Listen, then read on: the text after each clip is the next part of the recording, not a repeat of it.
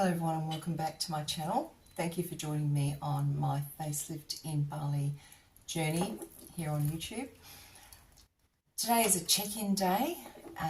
It's been a while since I've done a check-in, so now's the time to reveal post-surgery results, where I'm now from February till July. So February, March, April, May, June, July.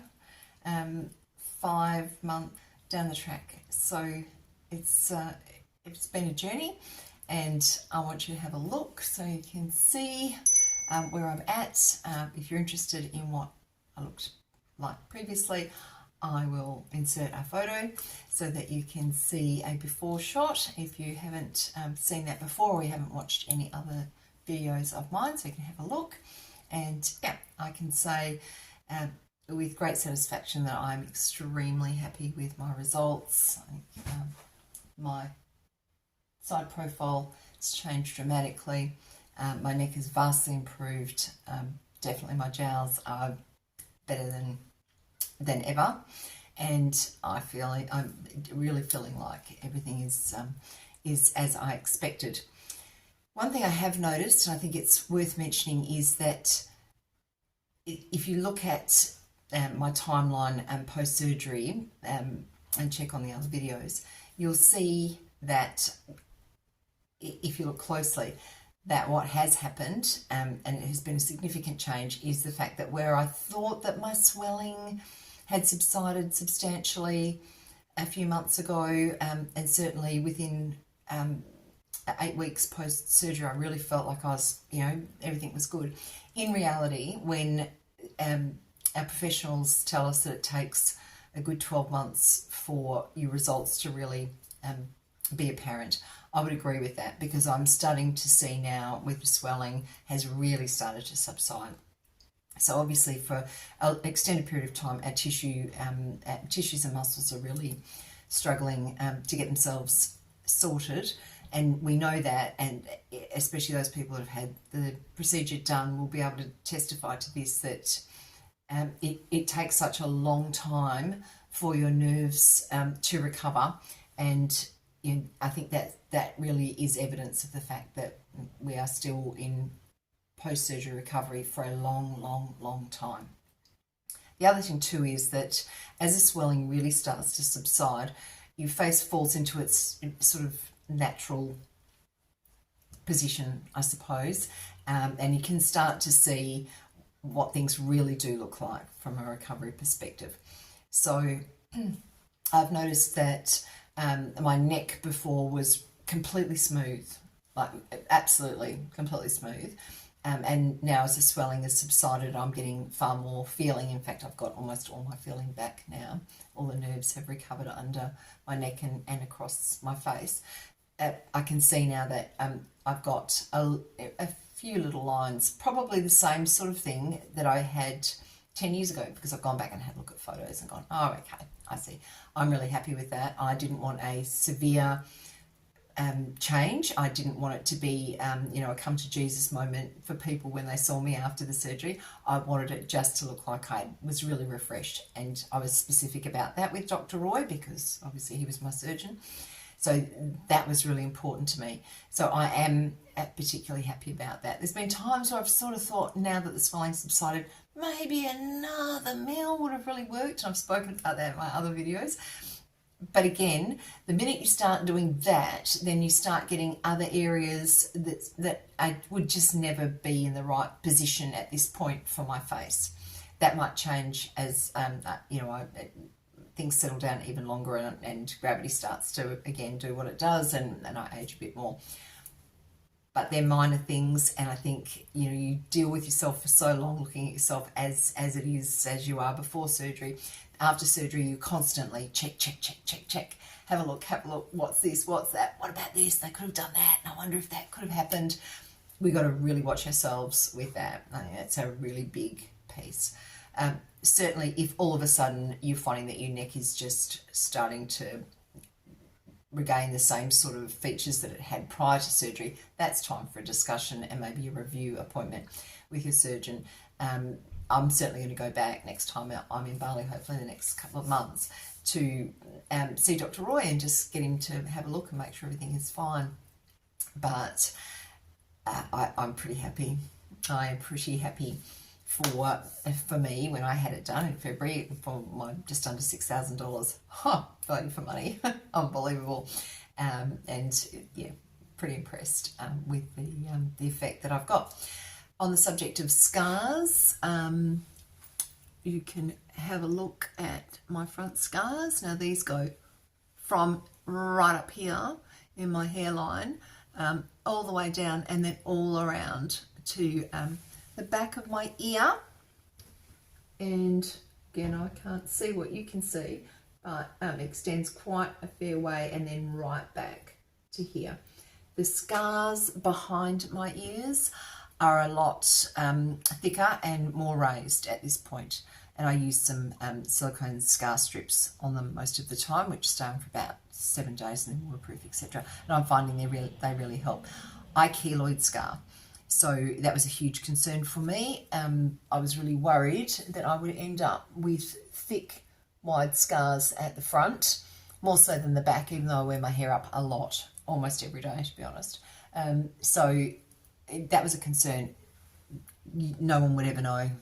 And usually it takes keloid scarring about 12 weeks before it starts to become significantly keloid in its appearance. So back of the ears, definitely thicker. And that goes to show, because the neck is really, where I had a lot of work done, and obviously lots of pulling, and that's where you can get really good tension, where here the doctors are obviously being a lot more careful so that you have very much a more of a minor look at the front. But seriously brilliant work. Every medical professional that I have seen has been completely blown away by the level of expertise and the lack of visibility to the fact that I've had the facelift, deep plain lower neck and facelift done. Another point, some ladies have had the same procedure done and they've got a small scar under the neck. I had none of that done. That might have to do with my physiology. It might also have to do with my age and obviously the condition of my neck. But I didn't need to have that little scar under there. I may need to go back and have that done in 10 years' time. I don't know. We shall wait and see. Again, I'm just really pleased and very happy with that, the effect 5 and a bit months in to the process. So I thought the update would be really handy. We'll also show you that today the Facelift in Bali Facebook page, which I am a member of, we had our Christmas in July get together at the Chinta restaurant cafe in Leederville, which was great. I think there was probably maybe 15 ladies turned up, and some people I've met before at some of our other gatherings, which was really good to touch base with them again, and some new faces as well. I caught up with Nat for a long chat, and hopefully she's going to sit down with me and we're going to have a nice informal conversation on the couch about what she's doing with her new business and how she's assisting people who are looking at this this same procedure as myself and other aesthetic procedures in Bali. She has a wealth of experience and her intellectual property around this based on her experience within her career, which is lengthy and very involved, and also all the connections that she has in Bali because she worked at BMIC Hospital for a long time in Bali. So she knows what she's talking about. So we'll hopefully have a chat when she's ready to do so, and her business has sort of just really started up. And I encourage you to tap into her if you're looking for advice around the different surgeons, their prices, their availability, accommodation as well. I think she's assisting people with accommodation. So again, I haven't had a long chat with her about exactly what's going on. That's to come. Certainly if you want to know more, you're keen to hear about something like that, pop it down in the comments. I'm also really keen to tap into some of the other Facebook and Bali, or flibbers as we like to call ourselves, post-surgery candidates, those who have had surgery maybe before myself, or have had it done in the last couple of months, so we can find out what their journey was like, what their recovery looks like, you know, some pro tips from them as well, which I think is incredibly valuable for anybody that's thinking about having it done, and hopefully talk to people from that have had surgery done by the different doctors that are available in Bali, because of course my story is only about Dr. Roy. That's all I can tell you about. I can tell you about lots of other businesses in Bali that I frequent for other aesthetic treatments like my teeth, and for my Botox, or before facelift fillers. Of course, no fillers anymore, because I've solved the problem by having something very permanent done. Eyebrow tattooing, eyelashes, lip tattooing, you know, the whole lot. Like, there's lots of different businesses in Bali that I have used, so I'm happy to give people information about that as well. But for a very exhaustive sort of list of aestheticians and surgeons for anything to do with your beauty needs in Bali, Nat is the go-to, and I would again highly recommend that you do so. So I'm going to pop on the video in a minute. I'll edit it to this and then you'll be able to see just a few quick minutes of me pulling up, and then heading in to meet up with the ladies, and we had a lovely chat. I meant to do some more videoing while I was there, but this is what happens. We get talking, and it's a short period of time to catch up, and it is, you know, lots and lots of that face-to-face sort of interaction is really cool. So whatever state you're in, if you are a flibber, and if you're not, head to the Facelift in Bali Facebook page, and the link will be down below, and get yourself signed up as a member. And it's wealth of information, lots of journeys being shared, people prior to surgery, post-surgery, and on their journey as well. On there, lots of people answering questions, and lots of information in the search function in that page. And then if you're in different states, or in WA, in Western Australia, here in Perth, then get yourself along to some of the luncheons. If you're in Bali, going over for a consult, or just on a holiday, or heading for surgery, or even post-surgery, and you're feeling up to it, then if there's going to be a luncheon, it will be advertised on that Facebook page. And go along, because it is really good fun to catch up with people, listen to their experiences, and or talk about your fears and your concerns, and which is very common for a lot of us. I know I was terrified, and I have no ego around admitting that, absolutely terrified as an older woman, or a woman of a certain age, going in to have surgery done like this in another country. But if you're talking to somebody else, you know, it's just great to have that reassurance, or hear of their experiences and get their tips. So head along to a luncheon. So thank you very much. I will be, and I've promised before, and I are coming there in editing, a video on insurance, what I did, what the options are, which there aren't many. In fact, there's none bar one. That may change, but at this point in time, MediShield is the only insurer that would be able to cover me when I was in Bali having my surgery done. So I'll talk to you about what that looked like for me, and how I used MediShield for my holiday, and how I sort of broke it up to cover different parts of the holiday. And yeah, so we can talk about that. And the other thing that I was going to talk about was my budget. So if you do go to the Facelift in Bali page and you put my name into the search, you will see a post there that I did not long after I had my surgery done, where I went through and talked about how I budgeted for my facelift. I had my consultation in October 23, and I was booked to have my surgery done in February 24. So I had a period of time there where I could get myself organised and prepare myself financially and work out my costs. costs of the surgery, and then all the other ancillary costs that are involved, medical tests, which are about $300, I think, for me. Again, these prices may have changed.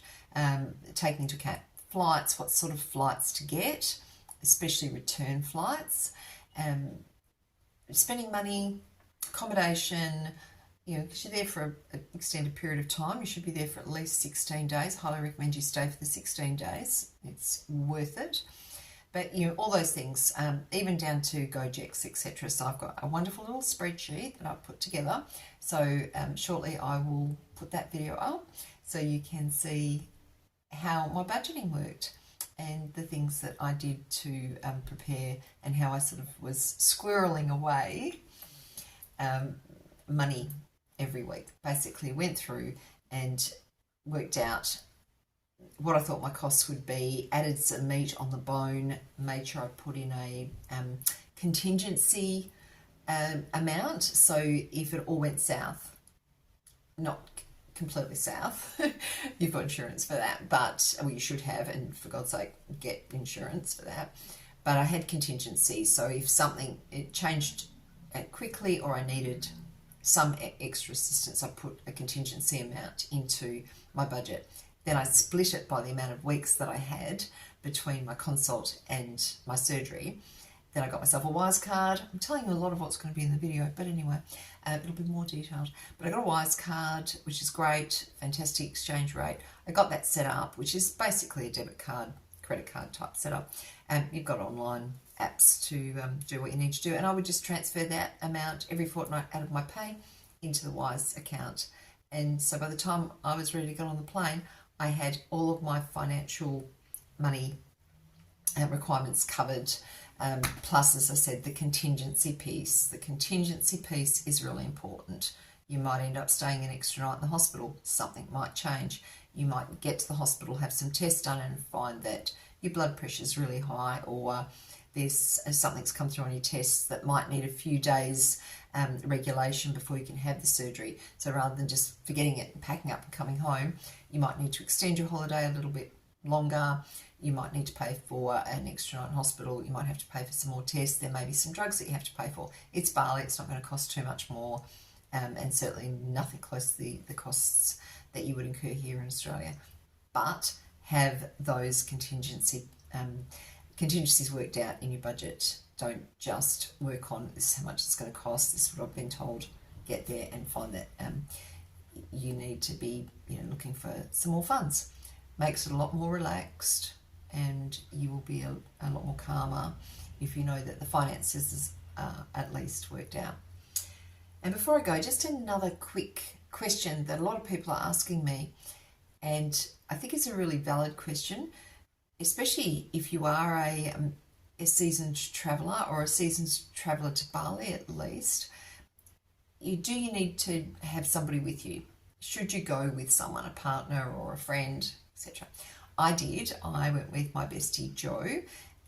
She came over for a week and went back, and then I was staying a little bit longer. So, which was great because I had this fantastic support system around me leading up to the surgery, etc. Looking back now, I was probably the world's worst friend because, once you've had the surgery, you're wrapped up and it's hot and it's sweaty and you're on drugs and you're okay, but I had a few down days, day 3, 4, maybe even 5. I was a bit miserable, which is very common after a general anaesthetic. There's nothing unusual in that. It's so common that you almost explain to people who expect it. Some people are lucky and they don't, but for me, I felt miserable, down, uncomfortable, grumpy, didn't know what to do with myself, and basically I just sort of locked myself in my room and watched, murder shows on Netflix. I read a book or slept, and so I wasn't a great sort of travelling companion because I felt sort of a little bit guilty that I wasn't going out and doing stuff with Jo. And the times that we did go out, I really loved doing it, but I was knackered afterwards. Oh, I was so knackered, and it was hot, and you're bandaged up, and I don't know. If you're in your hotel and you're by yourself, you will have plenty of support around you if you need it. You'll have hospital contacts. If you've gone through Nat, you'll have Nat supporting you. There's plenty of flibbers in Bali that are residents there as well. You've got your hotel staff. You've got Gojek to bring food to you if you need it. If you don't want to leave your room, if you're not in a hotel that's sort of fully serviced, which I wasn't. You really don't need, from my opinion anyway, you don't necessarily need someone with you. That would be, from my perspective, my thoughts around it. Others may feel a bit different, but yeah, to answer to that question is, if you feel confident enough, give it a go. You'll get a taxi from your hotel to the hospital, from the hospital to your hotel, and then same journey back and forth for you. Stitches to be checked, your stitches to be removed, your compression bandages to be changed. That's the biggest piece. The rest of the time, my advice would be, even if you're feeling great, avoid the shopping, avoid the restaurants, avoid the streets, avoid the heat, avoid the humidity, and just rest. We don't do enough of that anyway as women, so I suggest rest. All right, so that's that question answered, and we'll move on to my little quick video of today. And lovely meeting you all, ladies that were there. Hopefully we'll catch up again soon, and big call out to Lisa, who got it all organised for us and had to deal with the grumpy restaurant afterwards. But someone always has to be the organiser.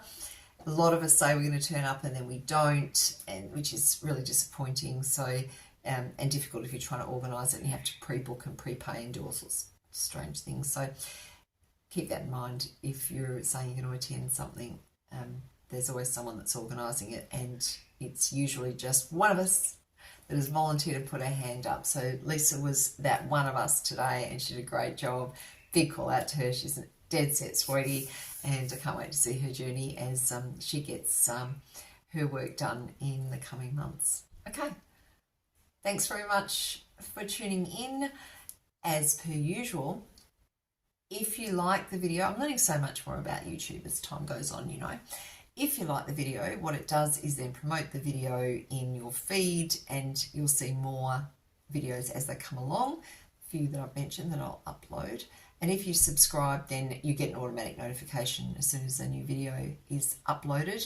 And by all means, share any of the video links with your friends that are considering, or family that are considering this procedure in Bali. Questions down below, please fire them off.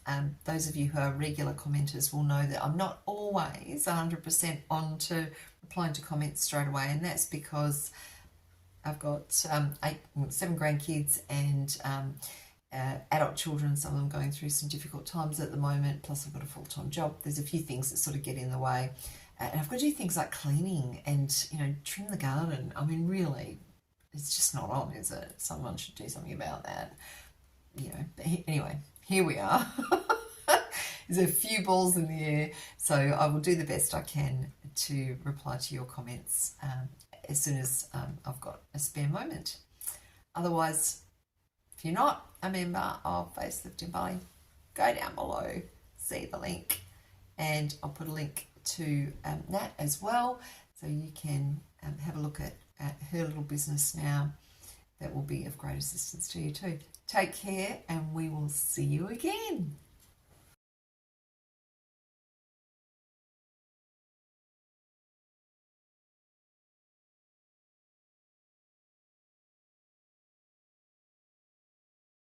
Very exciting stuff. I have just parked a mile away from Chinta restaurant here in Perth, Western Australia, and it's 1 o'clock. I'm a little bit late, but that's okay. I'm about to catch up with all of our West Australian Facelift in Bali Facebook members.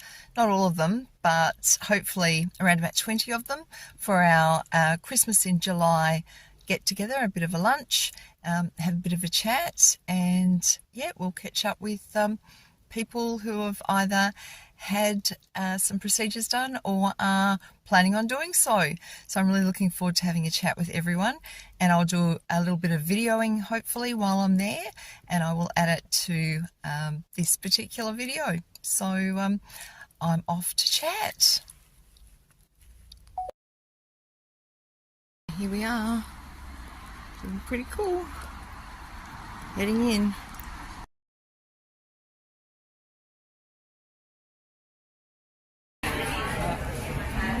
Hello, how are you going? I'm heading around, here they all are. Here we are. Oh look, here they are. It is. Aren't they beautiful? Are you late? So late. I'm so late. How are you going, ladies? Hello.